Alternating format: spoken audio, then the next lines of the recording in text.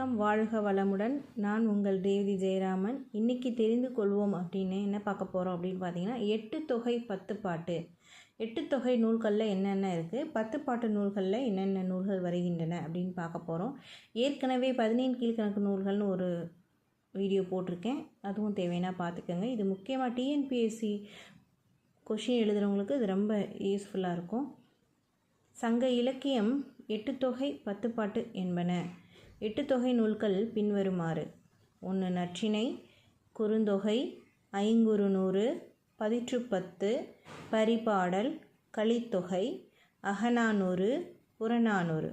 10 பாட்டு நூல்கள்: திருமுருகாற்றுப்படை, பெருநறாற்றுப்படை, சிறுபாணாற்றுப்படை, பெரும்பாணாற்றுப்படை, முல்லைப்பாட்டு, மதுரை காஞ்சி, நெடுநல் வாடை, குறிஞ்சிப்பாட்டு, பட்டினப்பாலை, மலைபடு கடாம்.